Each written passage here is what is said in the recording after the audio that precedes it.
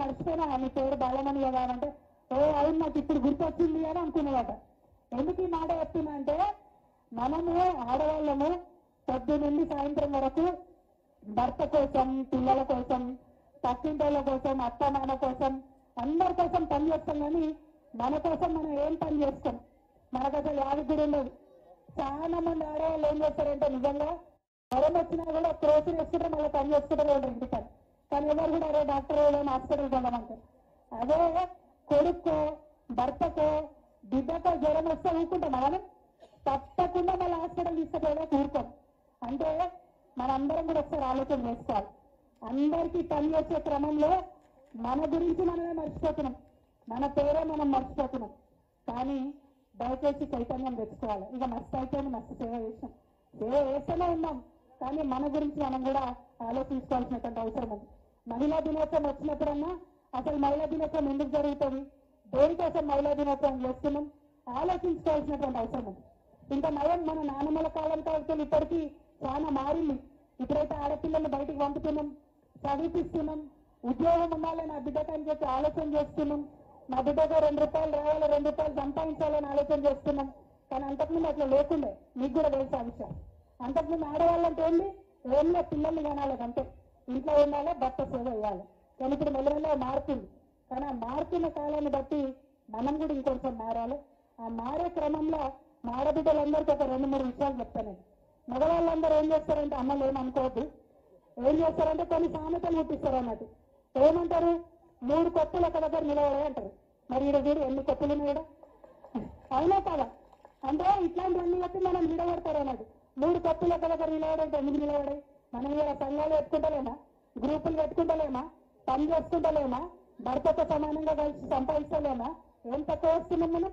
కానీ మనకేదో అట్లా చిన్నవారాలు మనం అన్నట్టు 3 కొప్పులు ఒక దగ్గర నిలబడంటారు. మనం ఆ మాయాజాలంలో పడొద్దు. ఇంకొక విషయం కూడా దయచేసి అందరికీ దండం పెట్టి చెప్తున్నా, టీవీ సీరియల్ ఎంతమంది చూస్తారు? కూడా అందరు చూస్తారా? గతం టీవీ సీరియల్ చూసిరంటే ఇంకో సంగతులుగా అతను ఎట్లా చంపాలి, ఆడబిడ్డను ఎట్లా ఆడిపోసుకోవాలి, కోడల్ని ఎట్లా కొట్లాడాలి, ఇదే నేర్పిస్తారు టీవీలలో. ఇంకేమైనా ఉంటుందా?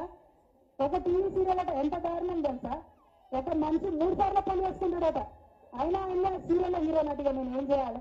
ఎవరైనా 3 సార్లు పని చేసుకుంటే బయట మంచిగా చిత్రుతోని పూజ చేస్తారు వాళ్ళకి, అవునా కాదా? కానీ టీవీ సీరియల్లో మాత్రం వాళ్ళే ఇంద్రులు చంద్రులు అలా చూపిస్తారు. ఒక్కసారి ఆలోచన చేయాలి మనం కూడా, ఏం చూస్తున్నాం, మన పిల్లలకు ఏం చూపిస్తున్నాం, ఎస్పెషల్లీ మన కొడుకులకు ఏం చూపిస్తున్నాం, ఏం నేర్పిస్తున్నాం, దయచేసి కొంచెం ఆలోచన చేయాలి. ఏదో టైంపాస్ చూస్తున్నాం అనుకోదు, చూసే ప్రతి బొమ్మ మన మెదడు మీద ఆలోచన ప్రసరింపజేస్తుంది. కాబట్టి అట్లా అల్పగా తీసుకోవద్దు. దయచేసి చూసేది కూడా మంచి సీరియల్ చూడండి, మంచి నేర్పించే సీరియల్ చూడండి, వాటిలో 10 మందికి కూడా చూపించండి మనస్ఫూర్తిగా నేను కోరుకుంటున్నా. ఇక మీ అందరికీ తెలుసు, నేను కొత్త చెప్పే పని లేదు. తెలంగాణ ఉద్యమంలో బతుకమ్మలు వచ్చినాం, బోనాలు వచ్చినాం, ఎక్కడికక్కడ నిరారదించే టెంట్లలో కూర్చున్నాం, నెల్లి వేసినాం, అరెస్ట్ అయినాం, అన్ని వేసినాం ఆడవాళ్ళు. తర్వాత తెలంగాణ వచ్చినాక కేసీఆర్ గారు ఏం చేసిండు, మా ఆడబిడ్డలందరూ కూడా కష్టపడ్డారని చెప్పి బతుకమ్మ చీరలు ఇచ్చుకొని మనం గౌరవించుకున్నారు. బోనాలను రాష్ట్ర పండుగ వేసి మనం గౌరవించుకున్నారు, బతుకమ్మను రాష్ట్ర పండుగ వేసి మనం గౌరవించుకున్నారు. రంజాన్కి తోఫా అని చెప్పి చీరలు ఇచ్చిండ్రు, క్రిస్మస్ ఉంటే చీరలు ఇచ్చిండ్రు.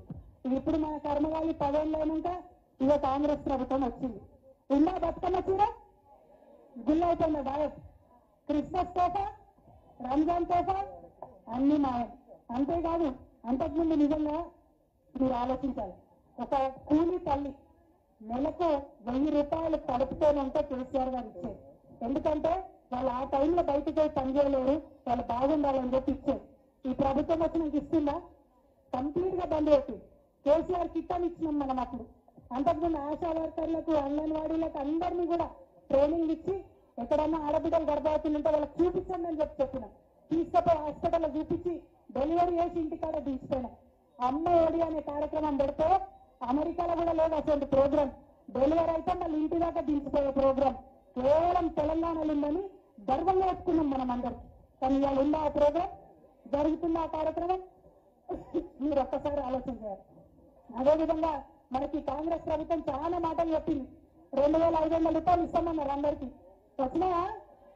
ఒక 100 మంది చేతులు లేపుతలేరు. వచ్చినాయా? మీ మల్లాపురాలకైనా స్పెషల్గా వచ్చినాయి ఏం కదా? రాలేదా? మరి 2500 అన్నారు. ఇక మా ఆడపిల్లలు చాలా మంది ఇక్కడ కాలేజ్ పిల్లలు ఉన్నారు.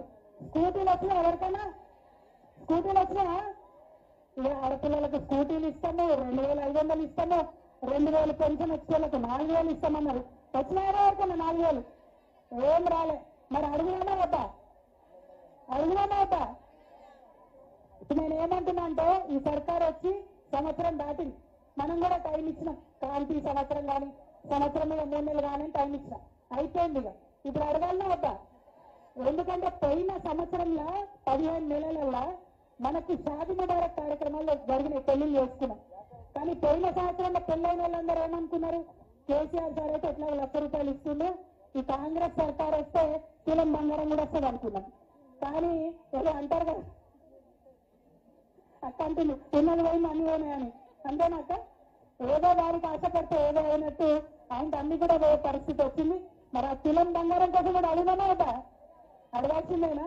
మన గడ్డ ఎట్లాంటి గడ్డ? తెలంగాణ గడ్డ అడిగేటటువంటి గడ్డ. వీర నారి రుద్రమ్మ దేవి దగ్గర నుంచి మొదలు పెడితే, సాక లైలమ్మ దగ్గర నుంచి మొదలు పెడితే ఎవరం కూడా భయపడం, ఎవరు కూడా భయపడం. ఖచ్చితంగా అడగాల్సినటువంటి అవసరం ఉన్నది. మిమ్మల్ని నేను గౌరవ ఒకటే మహిళా దినోత్సవం అప్పుడు మల్లాపూర్ రావడం నా అదృష్టం, మిమ్మల్ని అందరినీ కలుసుకోవడం కూడా నా అదృష్టం. ఒకసారి దేవేంద్ర రెడ్డి అన్న ఎన్నికలలో వచ్చినప్పుడు మీరు నా మాట రాసి దేవేంద్ర అన్నని గెలిపించారు. తర్వాత ఆయన కూడా మంచిగా కష్టపడి పనిచేసిండు. కేసీఆర్ గారు హయాంలో అభివృద్ధి కూడా బాగా చేసుకున్నాం. మళ్ళీ ఇవాళ మహిళా దినోత్సవం సందర్భంగా రావడం చాలా సంతోషం.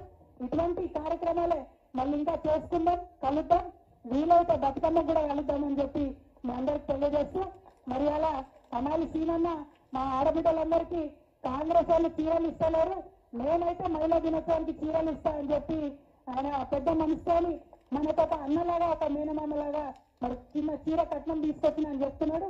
అవన్నీ కూడా ఇప్పుడు డిస్ట్రిబ్యూషన్ కార్యక్రమం పెట్టుకున్నాం. మరి ముందు ముందు కలిసి పనిచేద్దాం, కలిసి ఉద్యమం చేద్దాం.